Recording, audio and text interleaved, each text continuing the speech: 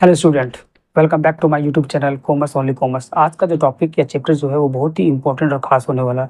तो ये बहुत बहुत ज़्यादा ही इंपॉर्टेंट है। और अगर ये चैप्टर अच्छी तरह से सीख गए तो समझ लो कि अकाउंट का 80% प्रॉब्लम सॉल्व, यानी अकाउंटिंग में 80% में कोई भी प्रॉब्लम नहीं होगा, क्योंकि अकाउंट में मैक्सिमम सब जो चैप्टर है वो सब इसी से रिलेटेड होता है। ठीक है, तो चलो स्टार्ट करते हैं।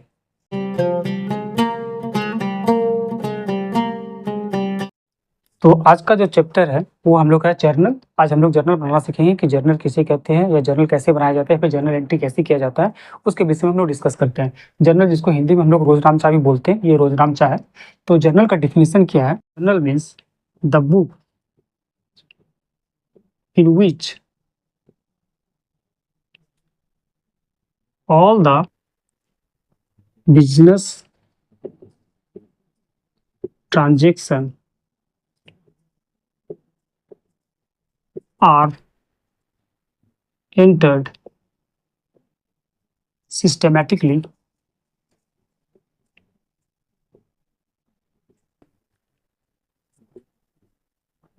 for the first time is known as journal. ठीक है, the book in which all the business transactions are entered systematically for the first time is called the journal. क्या है वो बुक है, वो खाता है जिसमें कि सभी व्यावसायिक लेन देनों को सर्वप्रथम सिस्टेमैटिक तरीके से लिखा जाता है, उसे ही हम लोग जर्नल बोल के चलते हैं। तो जर्नल में एक सिस्टेमैटिकली वर्ड क्या है? सिस्टेमैटिकली का मतलब क्या होता है? सिस्टमैटिकली सिस्टमेटिकली का मतलब होता है डेट वाइज होना चाहिए, यानी जो जर्नल हम लोग करेंगे वो डेट वाइज होना चाहिए, तारीख के अनुसार। जिस तारीख को, मान लीजिए 1 तारीख को कोई ट्रांजेक्शन हुआ तो उसका जर्नल हम 1 तारीख को करेंगे, तो 2 तारीख का उसको 2 तारीख करेंगे, यानी 1 तारीख के बाद 2 तारीख, फिर 2 तारीख के बाद 3 तारीख, 3 तारीख के बाद 4 तारीख। इस तरह से हम लोग जर्नल एंट्री करके चलते हैं। प्लस एक क्रोनोलॉजिकली होता है, क्रोनोलॉजिकल क्रम के अनुसार होना चाहिए, क्रमानुसार होना चाहिए। जो ट्रांजेक्शन या इवेंट जिस समय होगा उसी हिसाब से उसका जर्नल एंट्री करके चलना पड़ता है। और दूसरा क्या होता है? ये डबल एंट्री सिस्टम प्रिंसिपल के अनुसार होना चाहिए। डबल एंट्री सिस्टम प्रिंसिपल के अनुसार होना चाहिए। It must be follow the double entry system principle. ये डबल एंट्री सिस्टम प्रिंसिपल क्या होता है, इसके विषय में हम लोग डिस्कस करते हैं। ठीक है, इसका स्क्रीनशॉट ले लीजिए। नाउ डबल एंट्री सिस्टम, हम लोग जो भी जर्नल एंट्री बनाएंगे वो डबल एंट्री सिस्टम के आधार पर ही हम लोग को बना के चलना है। डबल एंट्री सिस्टम प्रिंसिपल के आधार पर हम लोग को बना के चलना पड़ता है। इसमें क्या होता है कि डबल एंट्री सिस्टम में क्या होता है कि it has two-fold aspect. ऐसा ट्रांजेक्शन्स या लेन देन जिसमें कि दो पहलू होते हैं। दो पहलू मीन्स एक होता है बेनिफिट गिवर और दूसरा जो होता है वो बेनिफिट रिसीवर होता है। गिव और टेक जैसा सिचुएशन है कि एक लाभ लेने वाला होता है और एक लाभ देने वाला होता है। इसी को हम लोग डबल एंट्री सिस्टम बोल के चलते हैं कि दो एस्पेक्ट होना चाहिए, दो पहलू होना चाहिए। एक गिव का होना चाहिए, एक टेक का होना चाहिए, एक लाभ देने वाला होना चाहिए और एक लाभ रिसीव करने वाला होना चाहिए। ठीक है, अब हम लोग चलते हैं कि एक जर्नलाइजिंग किसे कहते हैं? जर्नलाइजिंग, रोज नामचाकरण, जर्नलाइजिंग। इसलिए भी बहुत इंपॉर्टेंट। जर्नलाइज का मतलब होता है जर्नल एंट्री। ठीक है, तो जर्नलाइज का मतलब क्या होता है? It is the process of recording transaction in journal is known as journalising या जर्नल एंट्री। जर्नल में ट्रांजेक्शन को लिखने की प्रक्रिया ही जर्नलाइजिंग कहलाता है। ठीक है, स्क्रीनशॉट। चलिए, स्क्रीनशॉट हो गया। तो अब तक हम लोगों ने क्या सीखा कि जर्नल किसे कहते हैं, जर्नलाइजिंग किसे कहते हैं, और जर्नल जिसमें सिस्टमेटिक तरीके से एंट्री किया जाता है, सिस्टमेटिक तरीका क्या है। ये डेट वाइज में होना चाहिए, तिथिवार होना चाहिए, क्रोनोलॉजिकल ऑर्डर में होना चाहिए, और डबल एंट्री सिस्टम प्रिंसिपल के अनुसार होना चाहिए। Double entry system principle, double entry system क्या है कि यही transaction is of two full aspect के दो एस्पेक्ट होना चाहिए, बेनिफिट रिसीवर और बेनिफिट गिवर। ठीक है। अब जर्नलाइजिंग या जर्नल एंट्री बनाने से पहले कुछ बातों को ध्यान रखना पड़ता है कि क्या क्या वो सब बातें हैं। Point, remember before journalising,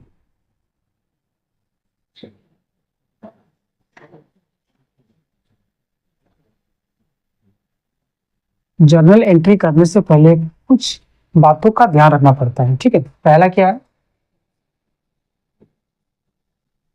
which of two accounts will be affected। Journal में कौन सा दो अकाउंट जो अफेक्टेड हुए हैं। मैंने बताया ना कि जर्नल जो है वो हम लोग किस सिद्धांत के आधार पर चलते हैं, वो डबल एंट्री सिस्टम के आधार पर चलते हैं। Double entry system is of two fold aspect, benefit receiver and benefit giver. दूसरा क्या होता है, which account will be debited। कौन से अकाउंट को हम लोग डेबिट करके चलेंगे। which account will be credited। कौन से अकाउंट को हम लोग क्रेडिट करके चलेंगे। And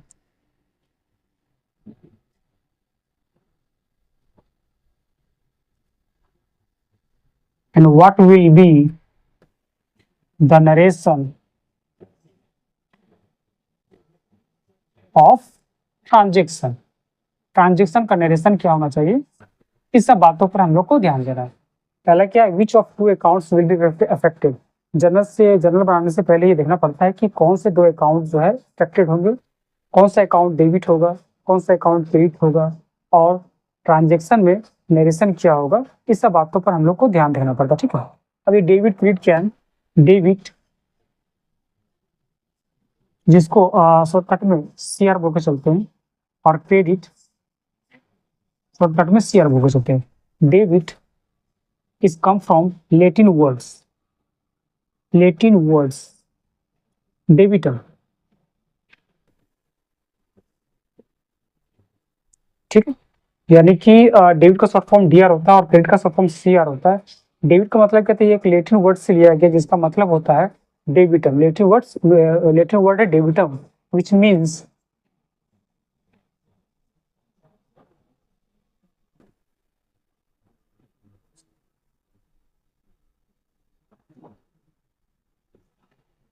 what will we receive। इसका मतलब होता है what will we receive, हम लोग क्या रिसीव करेंगे। और ये होता है, इसका लैटिन वर्ड होता है क्रेडर। क्रेडर इसका होता है what will we have to pay, हम लोग क्या पेमेंट करके चलेंगे। ये डेबिट है, डेबिट का शॉर्ट फॉर्म डीआर होता है। ये लैटिन वर्ड से लिया गया है डेबिटम, ये लैटिन वर्ड डेबिटम से लिया गया। इसका मतलब होता है व्हाट वी विल रिसीव, हम लोग को क्या रिसीव होगा। एंड क्रेडिट का शॉर्ट फॉर्म सीआर होता है, और ये लैटिन वर्ड क्रेडिटर से लिया गया है जिसका मतलब होता है what will we have to pay, हम लोग क्या पेमेंट करके चलेंगे। ठीक है। अब चलो देखते हैं कि debit credit rule in journal. Journal में ये डेबिट क्रेडिट रूल क्या होता है, ये दो पार्ट्स में डिवाइड होता है। पहला जो होता है उसको हम लोग बोल के चलते हैं मॉडर्न अप्रोच। मॉडर्न अप्रोच या फिर अकाउंटिंग इक्वेशन मेथड्स,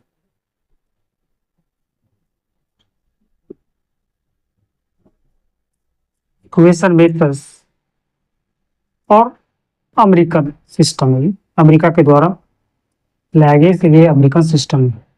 ठीक है, ये गोल्डन रूल, ये डेविड पेरिट रूल जर्नल को बनाने का ये पहला मेथड है।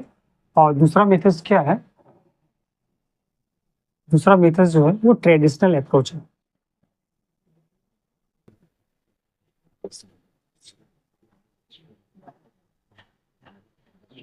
ये ट्रेडिशनल अप्रोच है, और ब्रिटिश अप्रोच भी बोला जाता है इसको, ब्रिटिश अप्रोच या ब्रिटिश सिस्टम और गोल्डन रूल। इसके मॉडर्न अप्रोच या अकाउंटिंग दूसरा मेथड्स और अमेरिकन सिस्टम, इसके बारे में हम लोग बाद में डिस्कस कर लेंगे। पहले ये समझते हैं कि ट्रेडिशनल अप्रोच क्या है, इसके बारे में हम लोग चर्चा करते हैं। ठीक है, इसका short now under traditional approach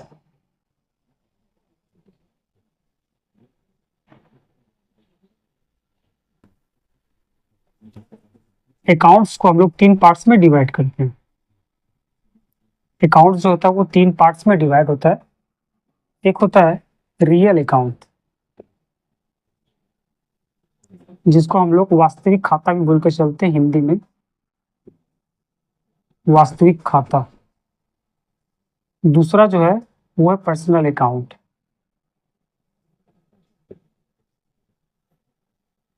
जिसको हम लोग बोल के चलते हैं व्यक्तिगत खाता। और तीसरा जो है वो है nominal account,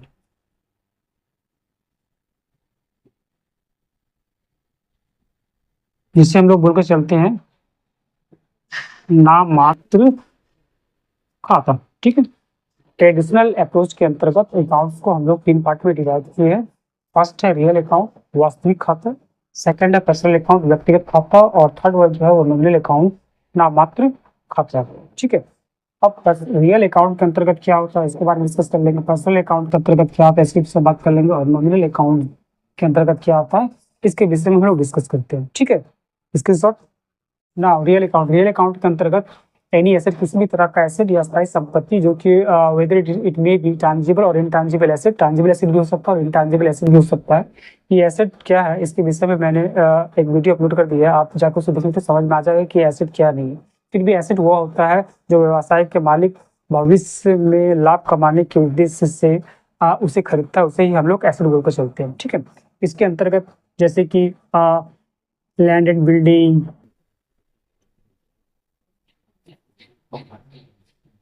plant and machinery,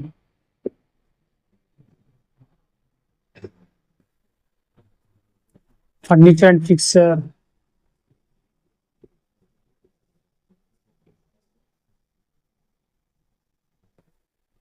computers, vehicles. तो गाड़ी तो खरीदे होते ये भी तो करंट एसेट का, ये भी फिक्स्ड एसेट के अंतर्गत आता है। और करंट एसेट का एक पार्ट जो है कैश इन हैंड, वो भी आपका रियल अकाउंट के अंतर्गत आता है। ठीक है, तो रियल अकाउंट के अंतर्गत जो भी फिक्स एसेट होते हैं, जैसे लैंड एंड बिल्डिंग है, प्लांट मशीनरी है, फर्नीचर फिक्सर है, कंप्यूटर है, व्हीकल्स है, ये सारे रियल अकाउंट्स के अंतर्गत आते हैं। और current asset cash in hand जो होते हैं वो भी आपका रियल अकाउंट्स के अंतर्गत आते हैं। सेकंड नंबर क्या है पर्सनल अकाउंट।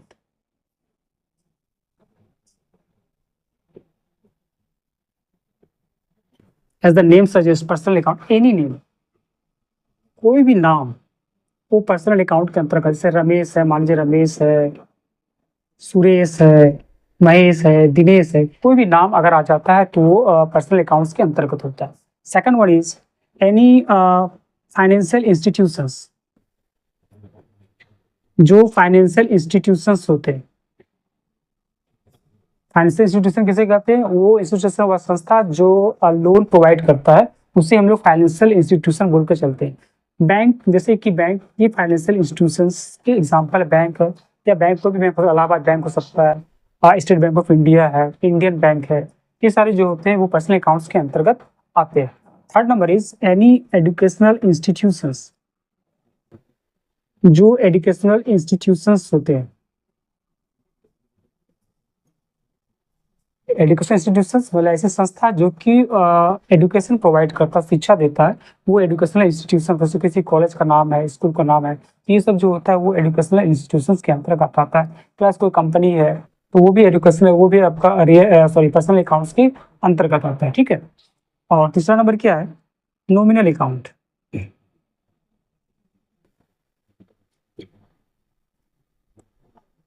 नॉमिनल अकाउंट्स के अंतर्गत एनी एक्सपेंसेस या लॉस या किसी तरह का एक्सपेंस या लॉस, यानी कंपनी के डेली वर्किंग में जो खर्चे या हानियां होती है वो नॉमिनल अकाउंट्स के अंतर्गत आते हैं। प्लस एनी गेन और इनकम, किसी भी तरह का गेन या इनकम जो होता है वो भी रियल अकाउंट, सॉरी वो भी नॉमिनल अकाउंट्स के अंतर्गत आते हैं। जैसे कि मान लीजिए कि रेंट पेड, भाड़ा दिए, electric bill paid, electricity bill, electricity bill paid, commission received,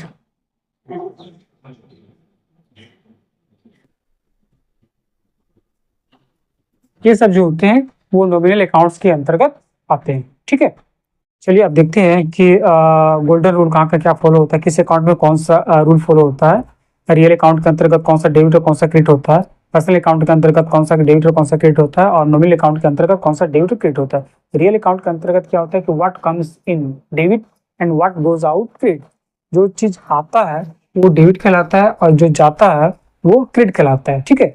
personal account के अंतर्गत बेनिफिट रिसीवर, जैसे बेनिफिट मिलता है, जैसे लाभ प्राप्त होता है, वो डेबिट कहला, वो उसे डेबिट करते हैं, और जो बेनिफिट गिवर जो बेनिफिट देता है उसे हम लोग क्रेडिट बोल के चलते हैं।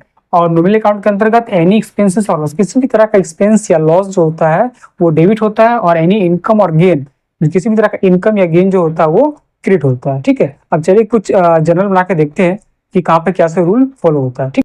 चलिए कुछ जनरलिटी बना के देखते हैं। पहला, परचेज मशीनरी फॉर कैश ₹50,000, 50,000 का मशीनरी खरीदा गया, ठीक है, खरीदा। तो इसमें सबसे पहले हमको देखना है कि कौन सा दो अकाउंट अफेक्टेड हो रहा है, ठीक है। तो मशीनरी परचेस कर रहे हैं तो इसमें एक अकाउंट जो है वो आपका मशीनरी हो जा रहा है,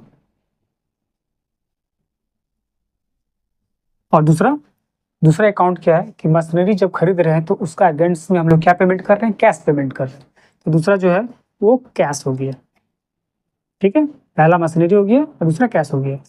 अब हमको देखना है कि मशीनरी और कैश अकाउंट जो है किस अकाउंट के अंतर्गत आ रहा है, वो रियल अकाउंट के अंतर्गत है या पर्सनल अकाउंट के अंतर्गत है या फिर नॉमिनल अकाउंट के अंतर्गत है, ठीक है। तो मशीनरी क्या है, मशीनरी एसेट है, फिक्स एसेट है, और फिक्स एसेट के अंतर्गत मैंने क्या बताया था कि what comes in is debit and what goes out is credit, यानी जो चीज आएगा, तो मशीनरी हम लोग परचेस कर रहे हैं, ऑर्गेनाइजेशन मशीनरी परचेस कर रहा है, तो मशीनरी आ रहा है कि जा रहा है, तो मशीनरी आ रहा है, यानी कि what comes in, that's comes in, ये आ रहा है, so it should be debit, ये डेबिट होकर चलेगा। और कैश जा रहा है, कैश भी रियल अकाउंट है, ये जा रहा है, तो इसलिए क्रेडिट होकर चलेगा, ठीक है। मशीनरी डेबिट हो जाएगा और कैश जो है वो क्रेडिट हो जाएगा। तो इसका जनरल एंट्री हम लोग किस तरह से करके चलेंगे, इसका जनरल एंट्री करेंगे हम लोग, machinery account debit to cash account, ठीक है। अमाउंट 50,000 मशीनरी, 50,000 डेबिट, यानी कि डेबिट और क्रेडिट का अमाउंट मस्ट बी इक्विवेलेंट, वो बराबर होना चाहिए, ठीक है। अब चलिए दूसरा एग्जांपल देखते हैं। सोल्ड फर्नीचर फॉर कैश ₹60,000, 60,000 में मशीनरी फर्नीचर को बिक्री कर दिया गया, ठीक है। तो इसमें भी हमको देखना है कि कौन सा दो अकाउंट अफेक्टेड है। तो पहला अकाउंट जो है वो फर्नीचर है, फर्नीचर है, और दूसरा क्या है, कैश। अब हमको देखना है कि फर्नीचर किस अकाउंट के अंतर्गत आ रहा है, वो रियल अकाउंट के अंतर्गत आ रहा है या फिर पर्सनल अकाउंट के अंतर्गत आ रहा है या फिर नॉमिनल अकाउंट के अंतर्गत आ रहा है। तो फर्नीचर क्या है, फर्नीचर एसेट है, और कोई भी एसेट जो होता है वो रियल अकाउंट्स के अंतर्गत आता है। तो ये क्या हो गया, ये रियल अकाउंट हो गया। और कैश, कैश भी एसेट के अंतर्गत आता है, इसलिए ये भी रियल अकाउंट हो गया। अब इसमें देखना है हमको कि कौन डेबिट है और कौन credit. According to rule what comes in, जो चीज आएगा व्यवसाय में वो डेबिट होता है और जो जाता है वो क्रेडिट होकर चलता है। तो हम लोग फर्नीचर को बिक्री किए, तो फर्नीचर जब बिक्री हो गया तो फर्नीचर चला गया यानी कि आउट हो गया, यानी कि गोज आउट। ये फर्नीचर जो है वो आउट हो गया और कैश आ गया यानी कि कैश कम्स इन। सो जो आता है comes in is your debit, ये डेबिट हो जाएगा और जो जाएगा वो तुम्हारा क्रेडिट होकर चलेगा। ठीक है, यानी कि इसका एंट्री क्या होकर चलेगा, cash account debit to furniture account. कितना अमाउंट है, 60,000, 60,000। Clear. Next journal, purchase plant from Ramesh on credit ₹1,00,000।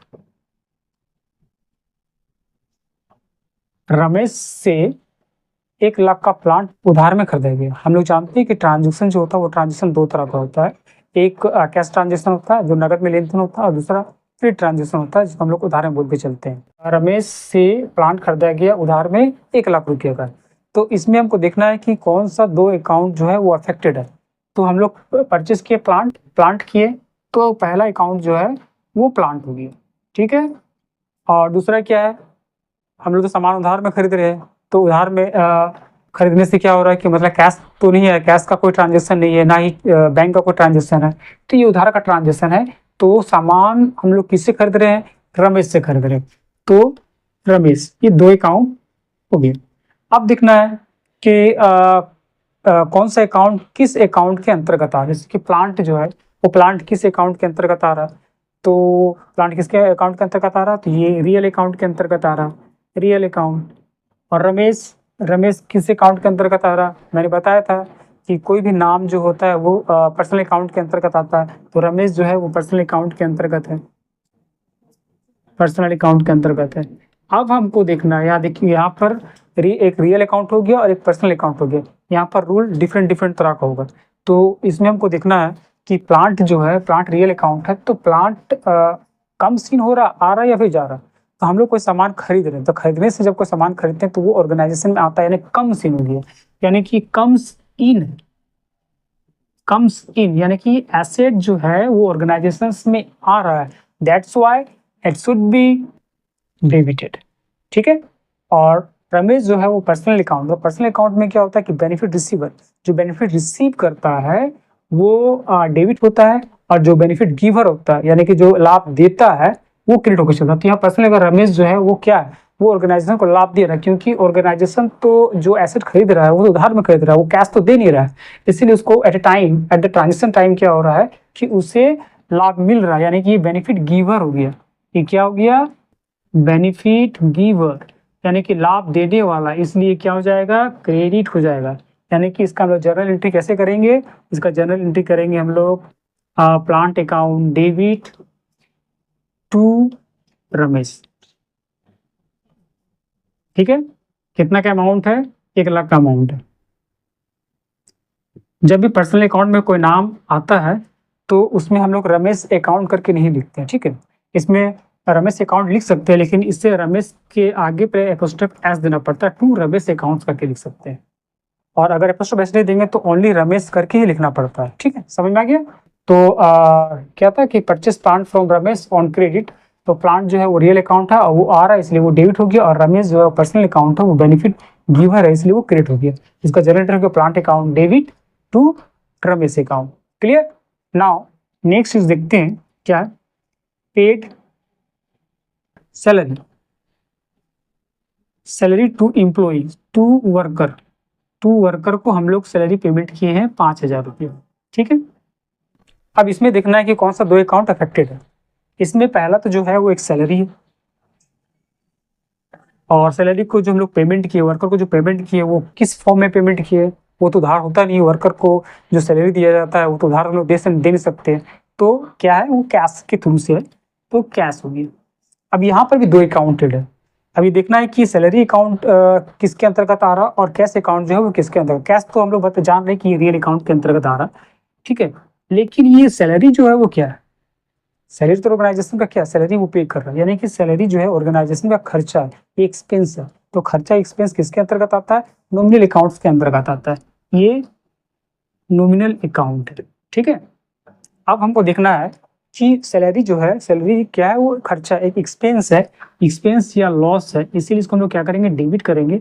और जो कैश है वो गोज आउट, जा रहा है, इसलिए इसको हम लोग क्या करके चलेंगे? क्रेडिट करके चलेंगे। यानी कि इसका एंट्री क्या होगा? इसका एंट्री होगा salary account debit to cash account, amount 5000, 5000। Clear? ठीक है, आप लोग समझ में आ गया? अगर कोई भी प्रॉब्लम हो तो प्लीज आप हमें कमेंट करें, मैं कोशिश करूंगा कि मतलब कुछ पे रेक्टिफिकेशन करने की या फिर से बताने की मैं कोशिश करूंगा। और दूसरी बात ये कि अगर वीडियो अच्छा लगे तो प्लीज इसे सब्सक्राइब करें, लाइक भी करें, और हो सके तो अपने फ्रेंड को शेयर भी करें, ठीक है।